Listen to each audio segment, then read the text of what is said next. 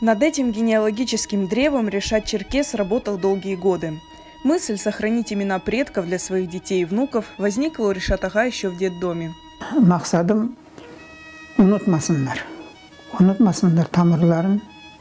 И çünkü çoğunun görüşüsün, sorarsan bilmeyler birbirlerini. В детдом он, как и все крымские татары в то время, попал из-за депортации. Его мама умерла через год после ссылки в марте 1945-го. Еще раньше отец ушел на фронт, и больше семья о нем ничего не слышала. 5 детей остались сиротами. Açlıktan уже şişkene gitmiş. Onun direktörü Gazin Anvar Abidovich pek yaxşı adam edi. Bizim halka pek çok yardım etti o. Onlar benim 2 yaş ifah yapıp детдом aldılar. 12 yaşında mümkün edi. Детдома 14'te уже almaydılar.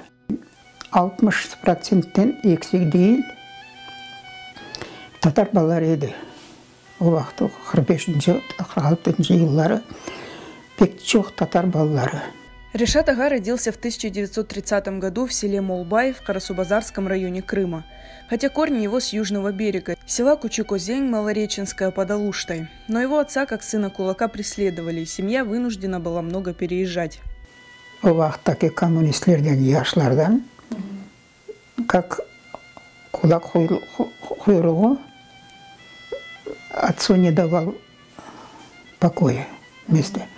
И babam mecbur oldu gitmeye ondan.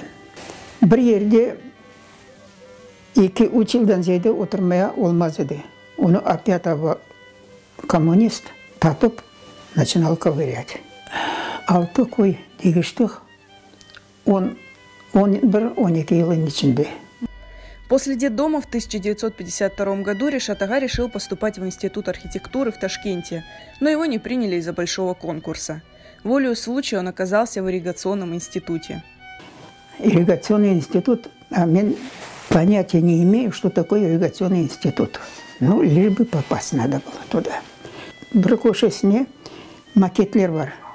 Ekskavatorların maketleri, buldozer, ekskavator, там, земснаряд. Öyle yapıp irrigatör oldum. В своей специальности он достиг немалых успехов. Работал мастером на заводе, 30 лет конструктором в конструкторском бюро. На счету Решата Черкеза более 30 авторских свидетельств на различные сельхозмашины. Больше всего у меня это изобретение по планировщикам. Планировщик земель. Предпосевная планировка земель. С 1964 года по 1981 год, наверное, 1982 год, были планировщики. Это вот высоковольтные эти столбы вот есть, фермой.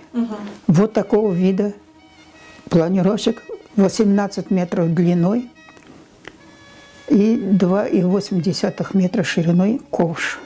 И вот эта вот махина все время крутится и планирует. Но мне удалось сократить его до 9 метров. Но ковш работал уже автоматически. А еще Решат ага с детства рисует. В студенческие годы своим увлечением он зарабатывал деньги, делая надписи и афиши. В 90-е Решат Черкес хотел устроиться на работу по специальности в институт в Крыму, но его не приняли. Пока меня татар olduğumu anlamayana kadar очень хорошо разговаривал. Конструктор ему нужен был.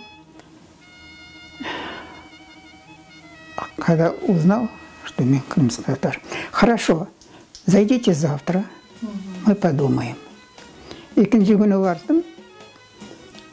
В общем, конструктор уже не нужен, оказывается.